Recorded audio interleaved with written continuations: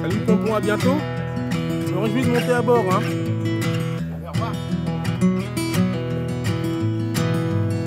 Les sapeurs-pompiers, toujours à nos côtés. Et donc bientôt, on se fera une petite sortie avec eux. Pour aussi aller voir leur travail. Super.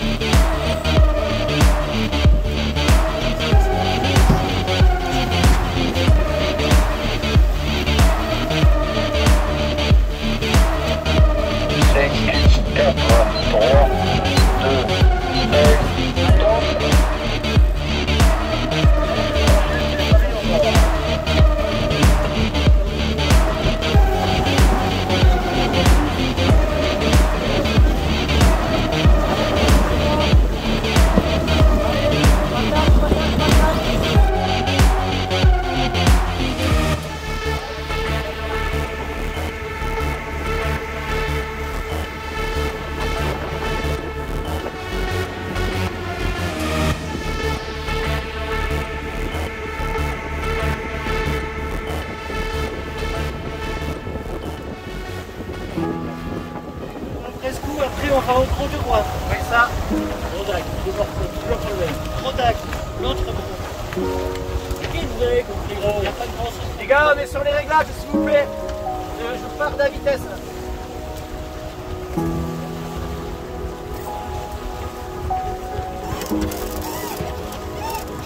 Allez, ça revient.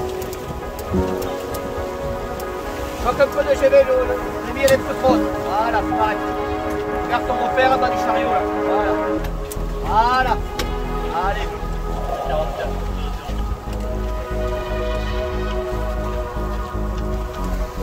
Ça revient, ça reprend. Pas trop non plus. Si je perds encore. Je veux le juste milieu.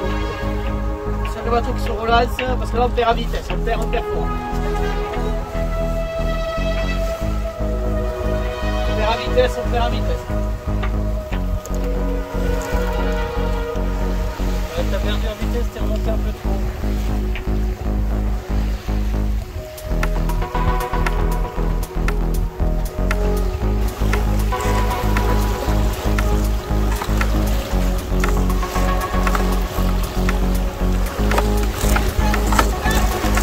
Ok.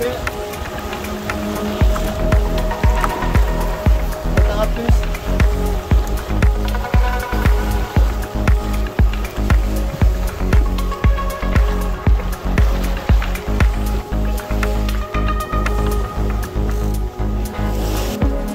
Le complet. Voilà.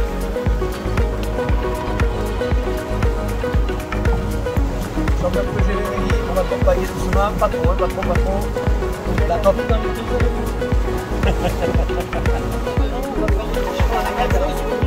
Allez, on dégage, on se casse. Allez, parez à virer.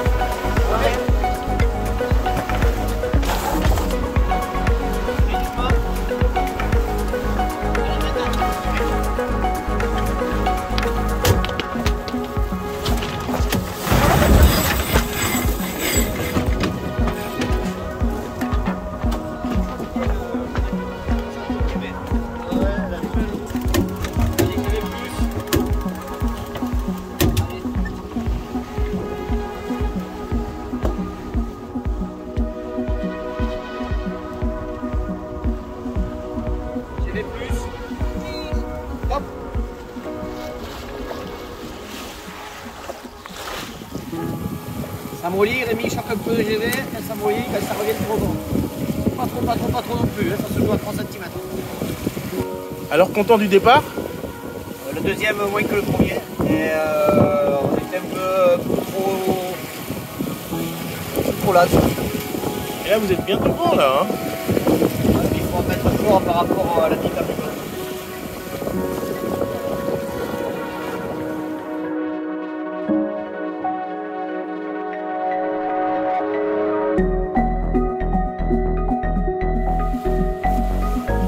Il faudra du mou sur les poutres de ski.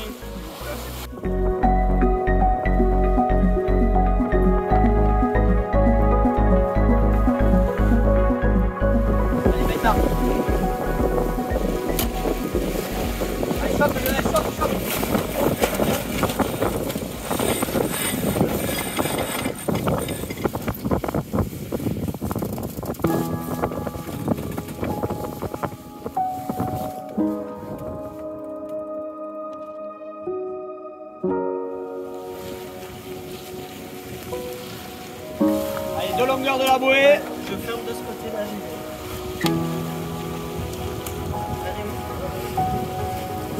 Allez, une longueur et demie.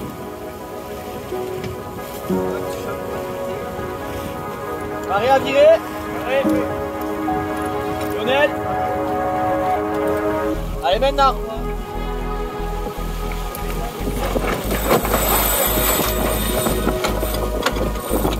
Allez, mango. J'ai les moins.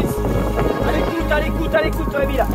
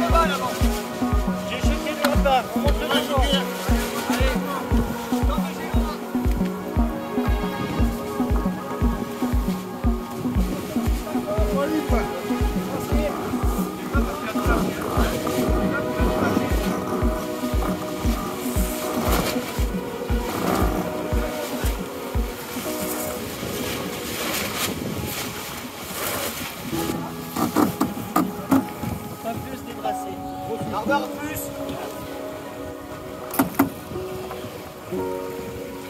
Et la biette devant, Titi, faut qu'il se tombe le ski après.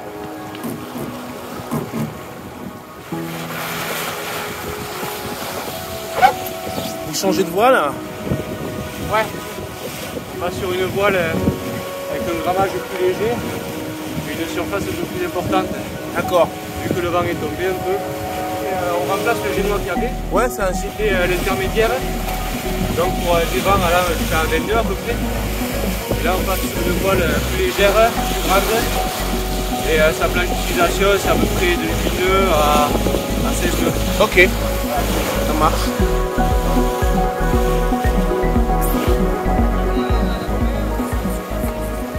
Drisse génois à reprendre. Guillaume, la drisse génois à reprendre.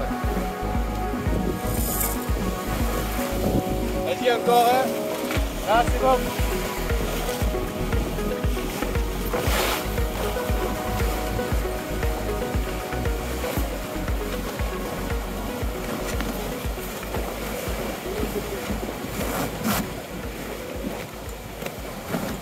Voilà. Ah, super.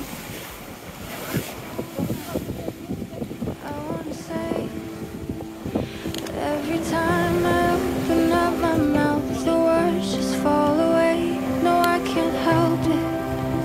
It's so cliche, but you're magic and I wouldn't have you any other way.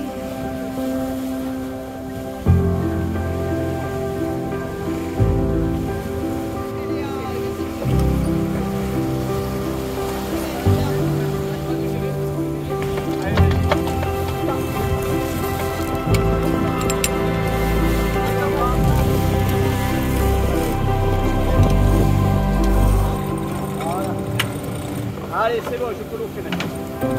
Elle va reprendre, elle va reprendre. Descendre-le.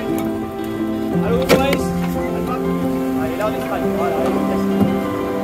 Et on prend une petite goutte de génois rouge.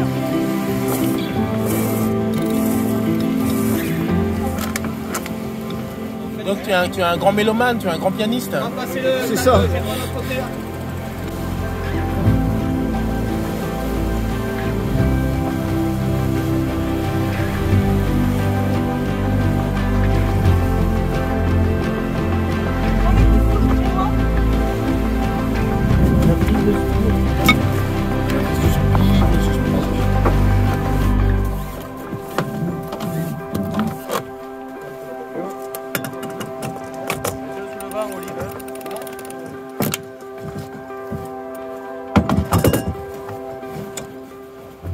Et qu'est-ce que tu penses des winches électriques? C'est pour les mauvettes. Ça c'est dit.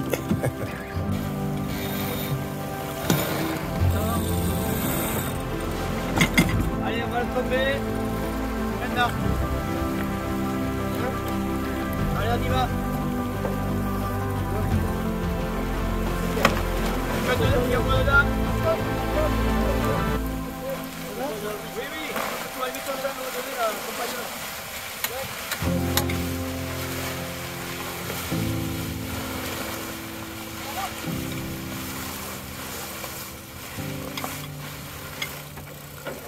Allez, on borde. J'y vais plus. Les noix, pas encore. Ah, mais il a largué les amarres. Allez, paré à virer, paré à envoyer. Allez, on borde chez moi, j'y vais plus. Allez, paré, on borde plus, j'y vais. Allez, j'y vais plus, allez, allez. Elle va plus. Allez les gars.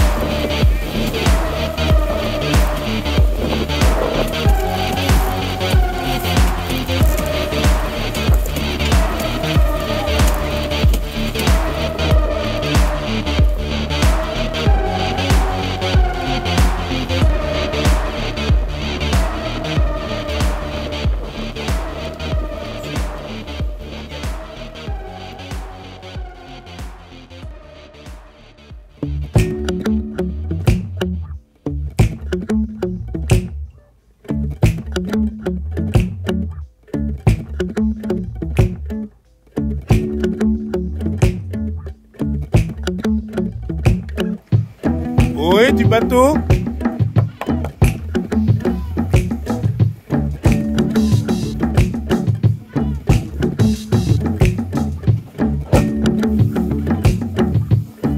Oui, du bateau.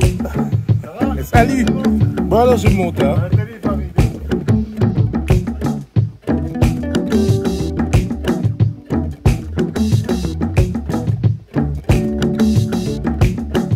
Salut, tu vois. Là, je suis méchant, t'as vu, je débarque direct avec la caméra. C'est pas cool, hein. Direct, hein. Je sais même pas quoi faire. Mais c'est bien, t'as la marinière, t'as le bon look. Et puis surtout, t'as la belle vue, là, le beau soleil, regarde ça. Coutoubien, c'est ça? Ouais. Coutoubien. Il faudra que tu me racontes l'histoire de ce nom. Je sais que tu as gardé le nom. Mais parce que c'est parce que l'ancien propriétaire, c'était le petit-fils des croisières Paquet. Et les croisières Paquet, ça équivaut au gros machin qu'il y a maintenant là. C'est les gros bateaux qui faisaient la liaison entre le Maroc, la Tunisie, tout ça. Marseille. Oui, je me rappelle. Et puis par nostalgie. Voilà. Et Koutoubia, donc il s'appelait Koutoubia, ce gros bateau. Et Koutoubia, en fait, c'est une mosquée qui est au Maroc. D'accord. Une mosquée qui s'appelle Koutoubia.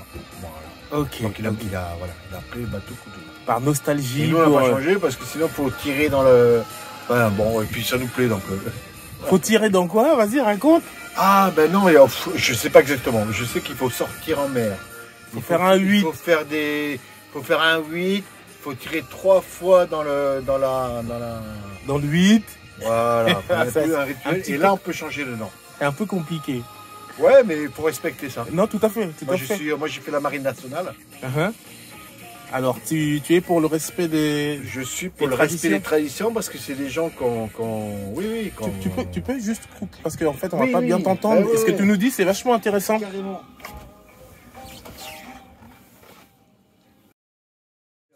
Ouais, non, je disais, moi, j'étais à la marine nationale et pareil, moi, je suis pas non plus machin. Mais on m'a appris pas mal de. Et puis, par respect. Donc, pareil, on dit jamais le longues oreilles. Je ne veux pas dire le nom parce que ça se dit pas sur un bateau. Voilà, c'est les traditions. Il faut respecter parce que eux, ils ont souffert avec ça. Et pourquoi eux? Parce que à l'époque, ces trucs-là, machin, ils bouffaient en fait les lanières. Et ils avaient des gros tonneaux. Et le fait qu'ils bouffent les lanières, ben, les tonneaux bougeaient sur le bateau et ils coulaient à cause de. C'est pour ça qu'il faut. Donc après, c'est juste par respect. Après, bon. Non, mais c'est bien, c'est bien. C'est bien de respecter ces jours-là. Oui, tout à fait. Parce qu'ils ont un vécu derrière que nous, maintenant, ça n'a plus de rapport, on va dire, avec ces animaux. Mais c'est bien de respecter leur mémoire et eux, leur vécu. Voilà, donc je respecte et je fais attention.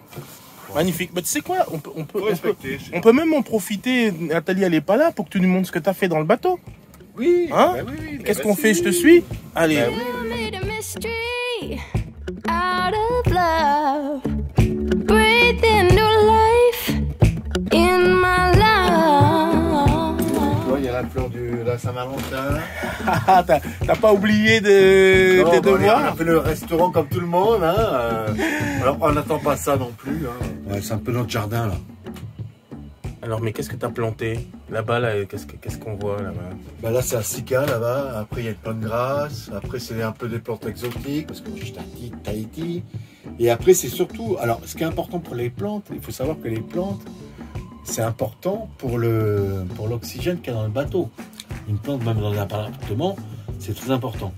Et il y a des plantes qui sont très bonnes pour enlever même tout ce qui est toxique et tout, et pour remettre un bon oxygène. Parce que c'est vrai que j'ai rarement vu de bateaux avec autant de plantes à bord. Ouais, mais nous, parce que moi j'adore ça.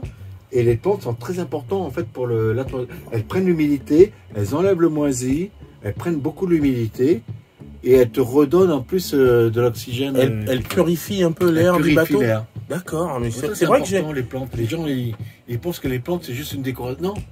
Non, c'est important. Non, mais c'est vrai que sur un bateau, toi, t'en as rarement vu aussi sur un bateau. Ah non, parce que les gens, ils aiment pas trop les plantes, mais nous, on adore ça.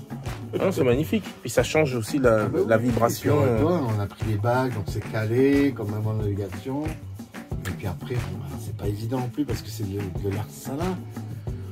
Mais bon, on a pris quand même des plantes normalement, qui résistent. Hein. Ok. Donc, alors, tu nous as dit que tu avais beaucoup travaillé dans ton voilier. Ouais. Et tu peux nous montrer un peu les pièces sur lesquelles il a fallu que tu t'acharnes. On va commencer par là-bas. Mais ouais, allez, je te suis. Alors, bon, là, ça n'y était pas. Ah, c'est quoi ça, en fait? C'est un rangement? En fait, c'est une étagère. D'accord. Voilà, ça, il n'y avait pas non plus. Et je me suis dit, parce que le lit est quand même assez haut.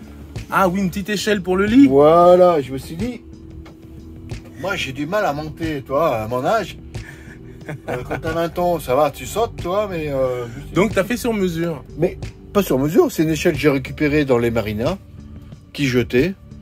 J'ai récupéré, et voilà, j'ai mis comme ça. Magnifique. Alors on peut l'enlever, c'est-à-dire que la barre, après, je peux la fixer sur le côté, on peut l'enlever. Mais en attendant, c'est très bien. Super pratique, ouais. Voilà. Les une étagère là, parce que il n'y avait rien, là. Je me suis dit c'est dommage parce que c'est bien d'avoir une petite étagère là. Bah oui, parce qu'il y a souvent un problème de rangement dans les bateaux. Bah, les bateaux, on n'a jamais de place. Bah c'est ça. Donc, Du coup, plus on en fait, parce que et mieux c'est. donc partout en fait, il y a des placards, des tiroirs sous les. Mais c'est vite plat, toi, c'est plat. Oh là là, oui. Et sous les banquettes, là, j'en vois encore un. Après là, bah là, on a plein de trucs aussi. Bah oui, oui. Là, c'est pareil. C'est toi. On a tout ce qui est vaisselle, tout ce qui est fouet en plus. Tout est optimisé. Bah, moi, je suis cuisinier, alors j'ai beaucoup de matos un peu professionnels. Parce que, voilà, moi j'aime bien. Et puis donc, il y a la flotte sous la banquette. Et ouais, là, on peut rien mettre parce qu'il y a les tanks d'eau. Là-bas aussi. Donc là-bas aussi, avec encore... d'eau. Avec encore deux rangements là. Après 2 rangements là, mais alors là on a tous les jeux. Ah oui, les jeux de société. Ah oui, là c'est pareil, on y pense parce que faut pas oublier que c'est long, hein, il faut s'occuper un peu. Faut s'occuper en mer. Et donc on a tout prévu, pareil. Voilà, toi, on a tout. Ah ouais, voilà. Voilà, alors jeu d'échecs qui est aimanté. D'accord. Qui est aimanté. Backgammon, bien sûr. Hein. Échecs, backgammon, Scrabble. Alors Scrabble, c'était trop gros. Alors Nathalie, elle l'a fait. Hein. Elle l'a fait hier. Non. Elle l'a fait il y a 2 jours. Parce que la boîte était trop grande. Donc elle a fait sa petite... Parce que c'est une couturière. Bon, il y a la machine encore sur là. Donc elle a fait la petite pochette. Incroyable. Pour le Scrabble, pour que ça prenne moins de place que la boîte traditionnelle. Elle est incroyable, mais elle a travaillé super vite. Ah mais elle adore ça. Ah magnifique, sacrée Nathalie. Tu vois, non. Alors ça c'est le placard à jeu. Là, Alors, attends, un jeu et pour la pêche. Ah voilà, donc tu es équipé aussi pour la pêche. On a 2 cannes, une là. Donc il y a une canne là. Et une là-bas. Et une là-bas, où c'est des sacrées cannes ça. Ben oui. D'accord. C'est important parce que nous on n'a pas les supermarchés après. Donc c'est des cannes de traîne, c'est ça? De traîne. Ah ouais, ouais. C'est important. Et c'est génial de choper hein, un petit thon, un petit machin. Nous, il faut savoir qu'on n'a pas de supermarché. Mais alors justement, alors moi je suis pas un gros connaisseur en... Mais t'as déjà sorti des trucs quand même. Je connais un petit peu, voilà, je sais comment on fait un nœud, mais après je suis pas un professionnel de... Bon, en tout cas, t'es équipé quoi. Mais j'ai pris ce qu'il fallait. Et on verra. Je vais faire avec.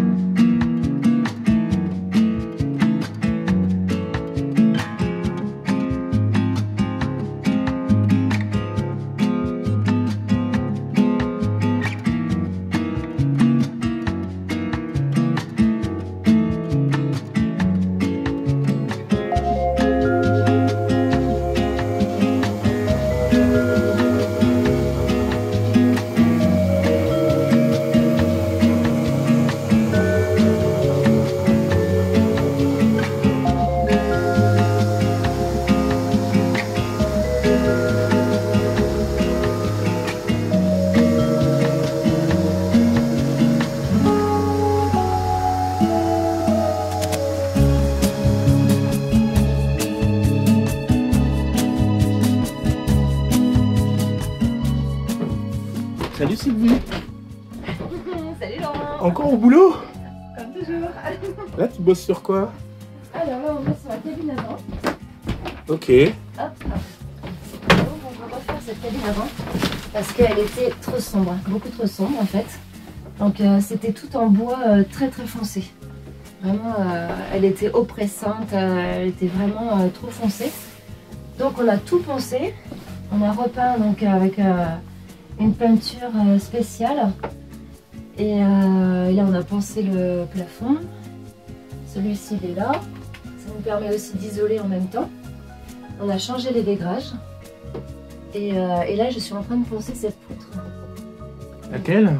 Celle-ci là, cette poutre de soutien du pont. Pour pareil, la peindre en blanc en fait. Ok. Donc t'as pas fini. Non, j'ai pas fini. Bon, bah, on te Mais laisse. je tiens le bon bout parce que c'était le plus gros effet, on va dire. Maintenant, c'est juste du ponçage et du vernissage. Ça, on va le vernir. Et ça, je vais le peindre en blanc. Donc, ça sent la fin quand même. Ok. Voilà. Allez, on te laisse bosser. Allez, j'y retourne.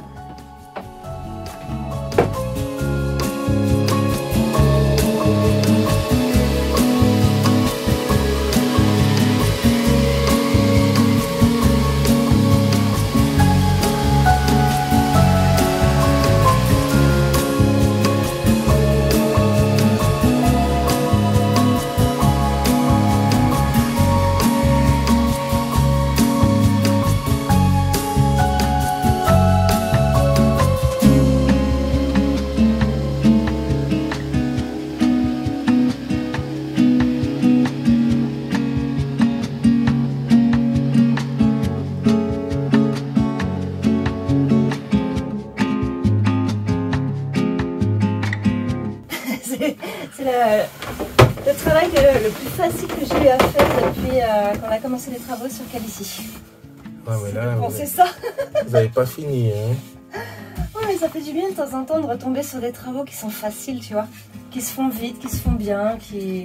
Oui, parce que qu'est-ce qui s'est passé avec votre cuve, là je vous ai vu, vous étiez en train de la remonter. Qu'est-ce qui s'est passé? Eh ben, la cuve à eau sur laquelle tu es assis, elle était pas étanche. Donc elle fuyait par le tour, le capot posé sur le contenant.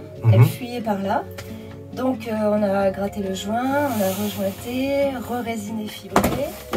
Et en fait, quand on l'a re-remplie, elle s'est gonflée, elle s'est mise sous pression comme ça, et ça a fait péter la résine. Et donc... tout ce que vous veniez de faire, en fait. Ouais, tout ce qu'on venait de faire, qui avait pourtant pris le temps de sécher et tout ça. En fait, combien de jours de boulot? Beaucoup, hein, parce qu'il y a 2 cuves et il a mis plusieurs couches de fibres résinées. Donc ça a pris vraiment peut-être 1 à 2 semaines avec le séchage et tout ça. Et quand vous l'avez rempli, en fait, ça a tout pété. Ouais, je sais pas pourquoi, elle s'est mise sous pression, elle a commencé à gonfler, le capot il a gonflé et papapapam, toute la résine a pété. Mais comment après autant d'heures et de boulot comme ça, comment on gère? Parce que ça, c'est vraiment des déconvenus de chantier. On souffle un bon coup. Hein. J'étais contrariée. J'étais vraiment contrariée à ce moment-là. C'est la première fois que je suis autant contrariée en fait. Parce que ça avait nécessité vraiment beaucoup de jours de travail. Et... Mais quoi, on t'a entendu gueuler jusque dans la vieille ville ou quoi? Ah non, moi je gueule pas. Je gueule pas, j'intériorise, je souffle et ça dure pas longtemps, ça dure quelques minutes. Je suis contrariée, je vois notre travail qui est un peu anéanti sans qu'on... On se remet en question, on se dit est-ce que nous on aurait pu éviter que ça se passe? Est-ce que vous auriez pu éviter? Ben je sais pas. Peut-être ne pas la remplir tant, ne pas attendre que le capot il gonfle autant. Je sais pas, il faudrait que qu'on demande à d'autres marins qui ont des voiliers de savoir si ça leur est déjà arrivé ça. Ou si c'est notre cuve qui a un problème, je sais pas. Ça vous a découragé mais qu'un moment ou quoi? Ah non, ça nous décourage pas dès le week-end prochain, on s'y remet. Il faut absolument que ces cuves soient étanches. Hein. Ah mais nous on veut venir les voir étanches aussi. Ouais c'est clair. Donc là le week-end prochain on s'y remet. On va retester pour voir si elle fuit vraiment, parce que là elle s'est mise à fuir par le bouchon et par le tuyau d'arrivée d'eau. Donc déjà ça a libéré un peu de pression. Et par contre on a bien entendu la résine qui se décollait tout autour du capot. Oh punaise. Donc on va voir si c'est toujours étanche ou pas à ce niveau-là. Et puis on avisera et puis voilà, on recommencera. Je me rappelle d'une phrase qui disait le voilier c'est des problèmes, des galères et puis après des galères. Non, c'est juste des choses normales. Enfin pour nous c'est normal quoi, c'est normal. Avant on a eu des vaches à eau, il y a eu des fuites aussi. Là il faut juste trouver le pourquoi du comment en fait. Et le mettre en œuvre quoi, de façon à ce que ça soit définitivement étanche. Mais non, c'est pas une galère, c'est juste... un contretemps. C'est normal, ouais, voilà, c'est rien. Si on commence à s'affoler pour une cuve qui fuit, mon Dieu, mais alors... Non, mais tu dis que c'est rien, mais quand même, ça t'a... Sur le moment, ça m'a mis en colère, parce que j'ai vu notre travail, en fait... c'est pas forcément... C'est le fait... on y a cru. Mais oui, non, mais c'est ça qui est pas... On a cru que ce qu'on avait fait, c'était ok. Et peut-être bien que ça l'est. C'est juste que voilà, sur le moment, on s'est dit, ah ben non, ce qu'on a fait, c'était pas ok finalement. Et on va rectifier. Et puis ça sera reparti pour un tour. Mais non, ça fait partie de la rénovation du bateau, de réétancher. Là, les cuves, elles n'étaient pas étanches, on le sait. Les hublots, le grand hublot qui traverse tout le pont, il n'est pas étanche non plus. Qu'est-ce que vous allez faire? On va l'étancher. C'est-à-dire vous allez le démonter, le remastiquer le pourtour. Exactement, on va le démonter, on va tout bien nettoyer son support en fait. On va remastiquer, on va remettre du joint, on va le reposer, reboulonner et puis c'est ok. Et puis si c'est pas ok, on fera comme la cuve. Vous allez recommencer. On recommencera, on cherchera une solution. Mais il n'y a que des solutions. C'est pas voilà. C'est pas un problème définitif, ça, c'est juste, oui, comme tu dis, un contretemps, quoi, voilà, qui nous retarde un petit peu, mais au final, on a que ça du temps. On a tout le temps.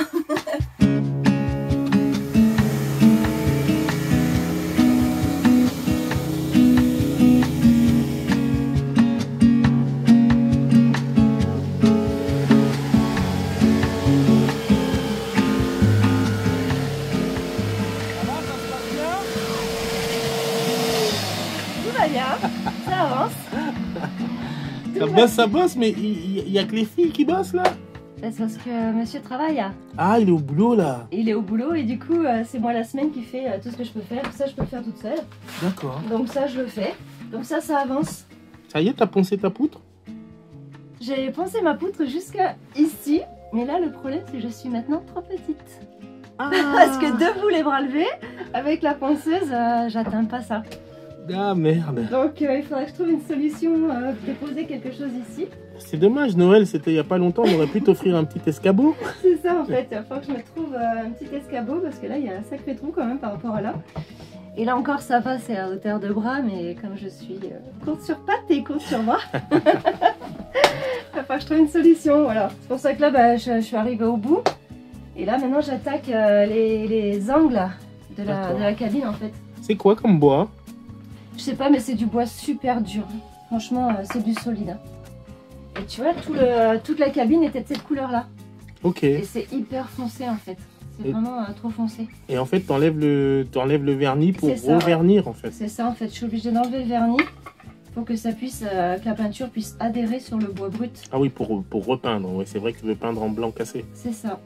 Et du coup, il est hyper dur ce bois. Ou alors le vernis est très solide, je sais pas. Mais ça le fait quand même. Avec la ponceuse, bon, si je devais le faire à la main, ça serait pas possible. Donc à la ponceuse, c'est impeccable. Ok, super, allez, on te laisse bosser.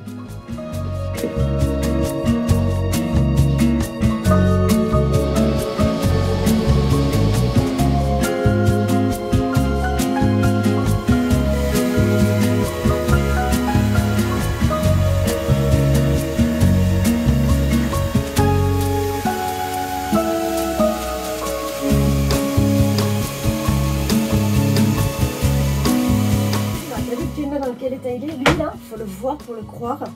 Quand il pleuvait, l'eau coulait partout ici, partout. Mais ça giclait, hein, et ça se remplissait d'eau. Donc en fait, on s'est rendu compte que ça tenait à rien. Tu vois, il y a deux petits trous là en bas. C'est les trous d'évacuation du pied de mât, de l'eau du pied de mât, qui est normal. C'est normal qu'il y ait de l'eau qui rentre par là. Ah bah voilà. Et ben figure-toi que l'eau montait parce qu'il y a deux petits trous d'évacuation qui étaient bouchés. Et ça, l'ancien propriétaire, il l'a jamais trouvé. C'est un truc de fou, hein, parce qu'il nous a dit, je ne comprends pas pourquoi l'eau du pied de mât ne s'évacue pas en fond de cale.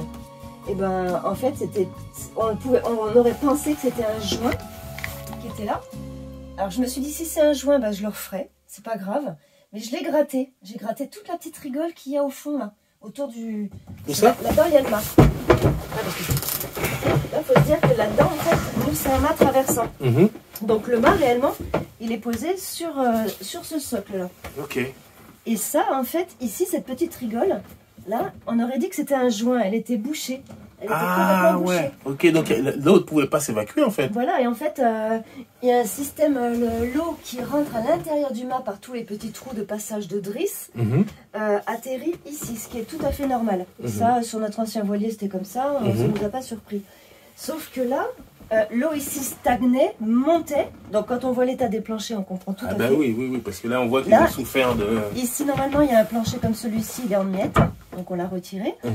Et moi je me suis tentée de me dire, bon bah peut-être que ça, c'est peut-être pas un joint, il faudrait peut-être voir ce que c'est réellement. Je voulais voir ce qu'il y avait sous la cloison en fait, sous tout ça. J'ai commencé à nettoyer et là j'ai trouvé un trou. que j'ai débouché. Ah, d'accord. Et c'est le trou d'évacuation de l'eau. Voilà, ça c'est le trou d'évacuation de l'eau du pied de mât. Ça tient à rien, hein. Mais n'empêche que tout ça, tout ce bois-là, eh ben, il a été abîmé à cause de l'eau. Ouais, il a pris l'eau et c'est vraiment dommage, quoi. Parce que de façon normale et naturelle, ça passe en dessous et ça va rejoindre le fond de cale, en fait, où il y a la pompe de cale. Et ça se met en route. Inès, avoir un bateau, hein. Ouais, c'est tout un monde à découvrir, en fait. Tu vois, là, il y a de l'eau. Il y a de l'eau normale, en fait. Et quand il y en aura assez, elle s'écoulera. Ok. Ouais, tout un monde à découvrir, tout un fonctionnement à comprendre, en fait. Et moi, j'aime bien. Moi, j'aime bien, ouais.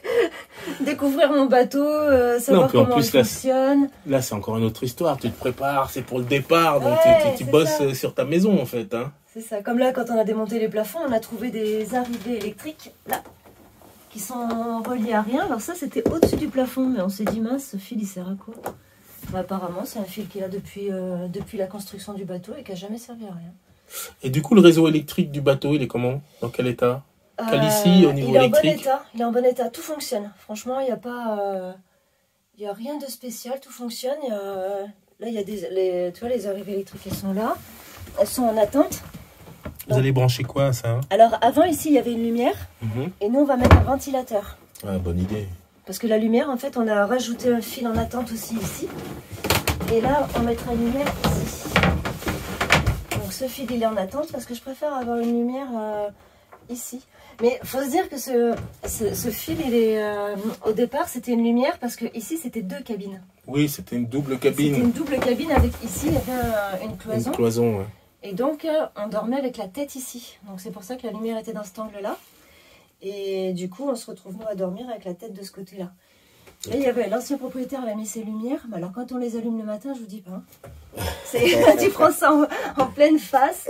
Donc ça, on les gardera. On les garde quand même, ça peut servir. Oui, maintenant qu'elles y sont. Voilà, mais on va se rajouter des lumières sur les côtés qui seront beaucoup plus faibles, plus tamisées, quoi, on va dire. C'est génial de pouvoir réfléchir son installation, décider où on met les choses, ne pas... Finalement, là, c'est l'avantage de tout refaire. C'est ça, c'est que tu configures complètement ton espace, quoi. Exactement. Et on y a réfléchi, on a réfléchi à plein de choses, à comment on va faire. Là, on mettra des étagères pour les vêtements. Ouais, on peut faire les choses à notre façon, en fait. À partir du moment où on refait tout, là, la cabine, on l'a remise à nu entièrement. Donc, si on avait voulu modifier quoi que ce soit, on aurait pu le faire. Là, on a changé les vaigrages. Parce que les anciens étaient vraiment complètement détendus. On s'est tenté de les remettre. Et je vois que vous avez mis derrière le vaigrage un but de gomme. Oui, alors ça aussi, ça a pris beaucoup de temps parce qu'au départ, on a voulu mettre le système isolant à bulles, en fait. Donc on a commencé par fixer l'ancien vaigrage et on a glissé ça ici, en fait. On va dire.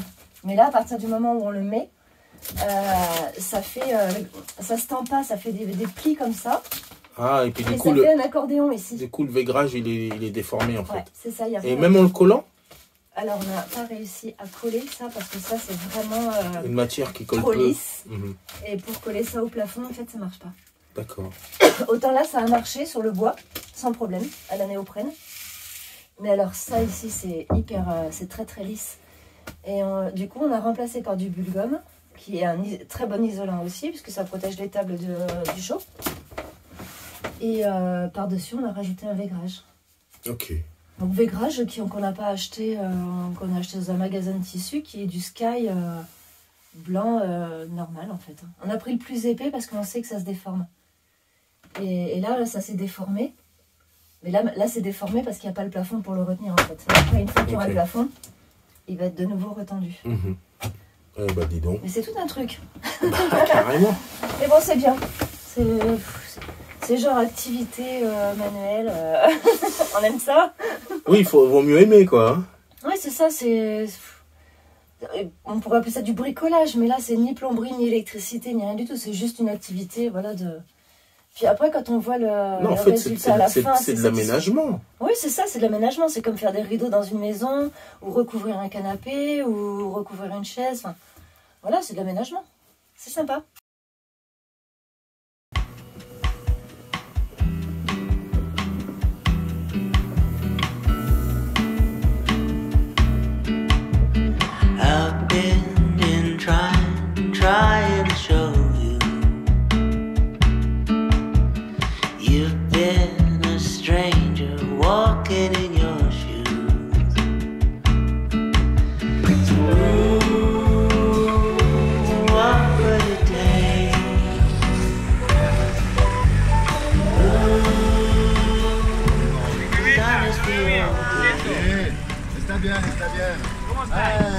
Mucho trabajo, mucho trabajo. Bueno, poca gente, poca gente. Ok. Hey, my friend. Hola. Ok. Steven Spielberg. Steven Spielberg. Steven Spielberg. C'est pas le nouveau film, le nouveau film. Bouge-toi quand même. On dejo las motos de agua. Si. Moto de agua. Ça mouille. Mucho peso, hein. Mucho peso, muy heavy. Ah, sí. Mucho comer, eh. Es un grande, un más grande Zodiac. Always a stranger. Built friends, lost dreams. Nothing you folks don't know. Te vas a cansar de calor. Il a confirmé, tu vas être fatigué de la chaleur, il m'a dit.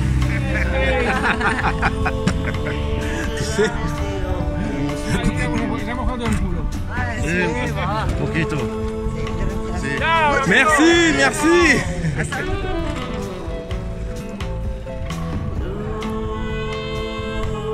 Ah, c'était sympa. Sensation, J'ai bien aimé. Rafraîchissante. J'ai le cul mouillé, mais c'était sympa. C'est pour te rafraîchir. Ouais, bah, ça tombait bien.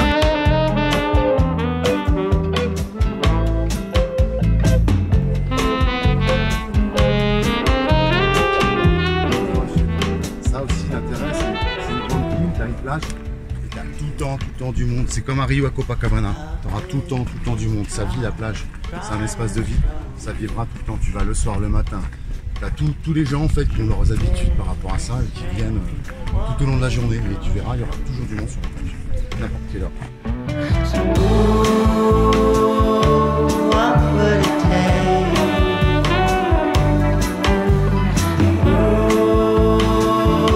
This time is the old day.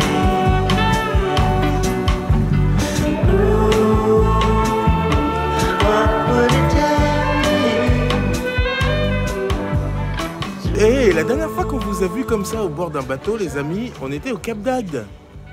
Ah oui. Eh Il y a oui, longtemps. c'était il y a quelques mois. Et puis maintenant, là, je vous retrouve à Valencia.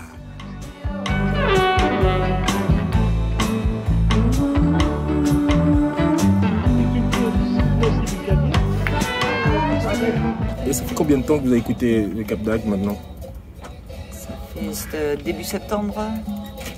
Ouais, ça fait 6 mois. 6 mois, ouais. Octobre, 6 mois. novembre, décembre, janvier, février, mars, ouais, 6 mois. 6 mois. Avril, non, 7 mois.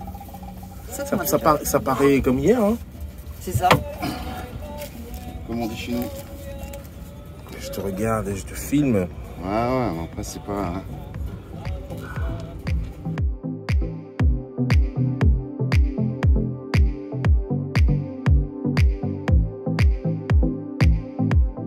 C'est un élément remarquable, donc remarquable dans le sens où on peut le voir quand on vient de la mer et qui sort de... Parce que la mer, je ne sais pas si tu as remarqué, quand on navigue, quand on voit la côte, tout est à peu près de la même hauteur, tout est... si c'est brumeux, tu as une moins bonne visibilité, etc. Tu ne peux pas distinguer des petits éléments. En fait, c'est des éléments remarquables. Donc ça peut être une église, une cathédrale, enfin un bâtiment, un grand bâtiment, une tour, une antenne de quoi que ce soit, un château d'eau, un phare. Oui. Voilà, il y a plein de choses. Et à quoi il sert? Enfin, je veux dire, d'accord, tu as repéré une tour, un phare, Alors, et ça te sert à quoi? Dans certains ports, pour rentrer dans le port, en fait, il peut y avoir autour de l'entrée du port, il peut y avoir des bancs de sable, des rochers, des éléments dangereux, une épave, je ne sais quoi. Et en fait, sur les cartes, il t'indique une direction à prendre pour rentrer dans le port en toute sécurité. Donc ça va être cap 225, je dis un chiffre au hasard. Et pour avoir si le cap 225, le problème c'est que si tu es là et que tu fais cap 225, tu ne rentres pas dans le port. Si tu es plus bas, tu ne rentres pas dans le port. Pour rentrer dans le port, il faut que tu fasses un autre cap. Et du coup, c'est là où ça peut être dangereux. Et en fait, pour que tu sois bien placé au cap 225, pour pouvoir suivre ce cap-là, on te parle d'alignement. Donc en fait, dans ta ligne de mire, il faut que tu aies je te donne un exemple, le phare d'entrée du port aligné avec l'église qui est derrière, aligné avec le... Il peut y en avoir 2, 3. En fait, ça te permet de savoir où tu es si tu n'as pas de GPS. Oui, alors... Mais, de déterminer ta position. Donc par rapport à un amer. Ah, non, il t'en faut 3. Ah, il t'en faut 3. Voilà. Donc c'est de la triangulation? Oui. Et tu sais faire ça? Oui. Et tu te sers de quoi pour faire ça? Bah, tu t'en sers d'un compas de relèvement. À quoi ça ressemble un compas de relèvement? T'en as un? Bah oui. Ouh, on va voir un compas de relèvement, mon capitaine.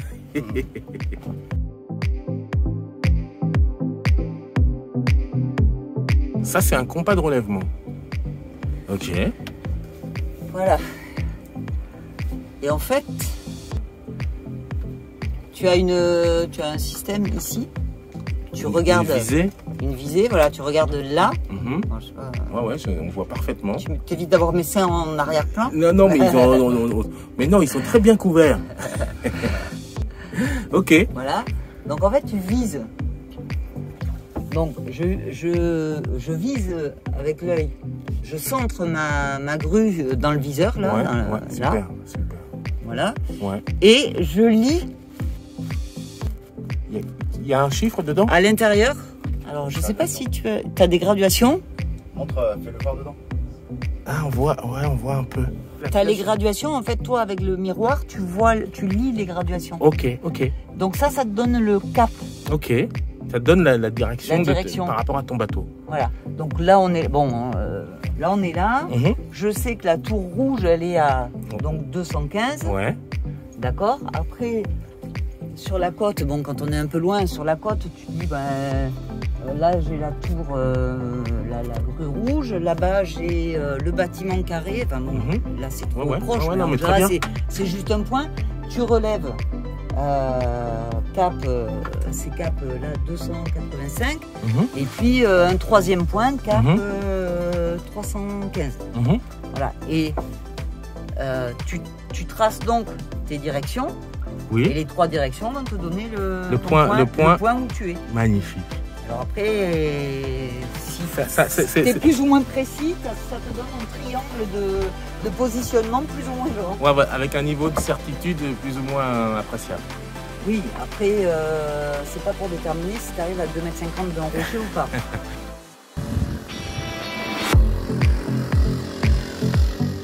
En fait, une fois par an, c'est bien de les rincer à l'eau claire. Ils accumulent le sel, Après, il faut les faire un par un, parce que si tu prends tous tes amarres à la fois, c'est un problème. Il faut le faire un par un, et puis tu les rinces comment? Tu les carchérises? Non, tu vas voir, je les mets à tremper. Et après, bon, j'ai une astuce, mais bon, je sais pas si je dois la divulguer à tout le monde.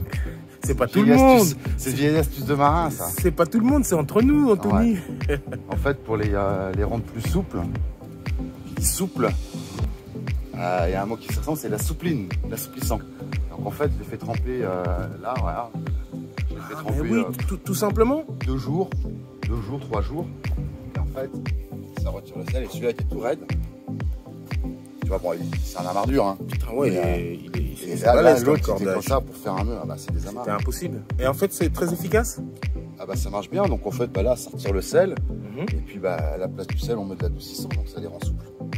Du coup, voilà, là, je vais les rincer à l'eau claire plusieurs fois. Ok, et puis après, on aura des petites rincettes, fais gaffe. Ouais, tu fais gaffe avec. Oh, t'approches pas, toi.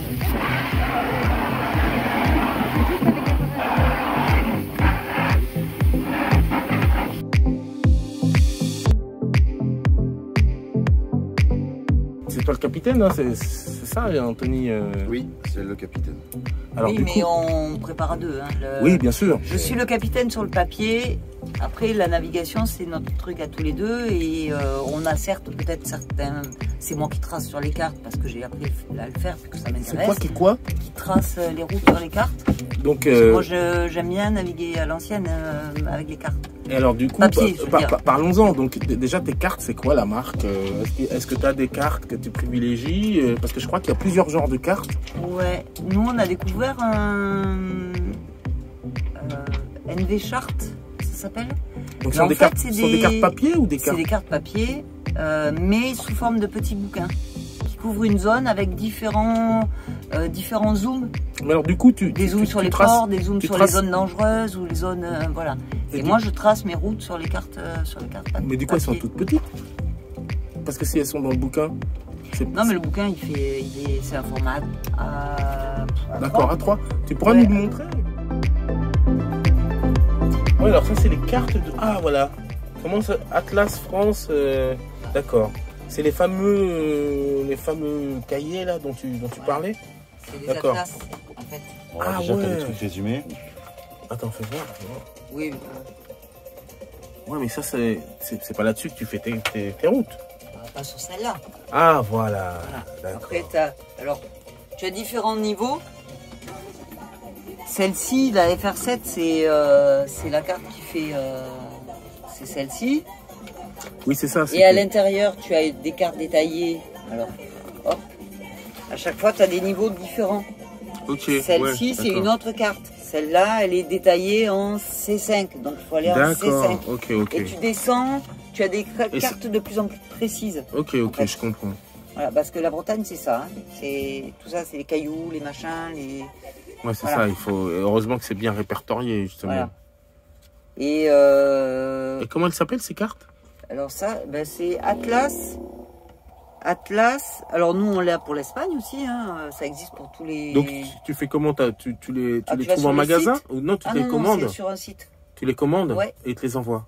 Ouais. Ok, super. Magnifique. Et alors, sachant que normalement, il me semblait que c'était obligatoire. Il me semble que dans le permis, j'avais appris ça, que c'était obligatoire d'avoir les cartes papier sur le bateau. Ah bon? Maintenant, ouais. Si tout tombe en panne, anciennement, c'était vrai. Anciennement, c'était vrai. Maintenant, qu'il y a de plus en plus d'électronique dans les téléphones, dans les bateaux, dans les téléphones et dans les bateaux, du coup, il suffit d'avoir les mises à jour, etc. Les mises à jour électroniques, du coup? Ouais. Okay.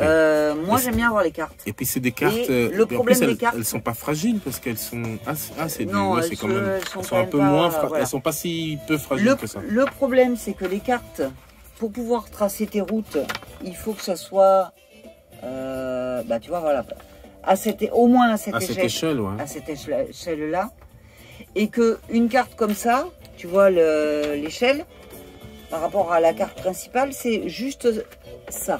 Ah ouais, d'accord. Et que il te faut du coup multiplier, si tu descends une côte, bah oui, il faut multiplier les cartes. Points. Ouais. Et c'est à peu près 30 balles par carte. Ouais, donc 45, ou 45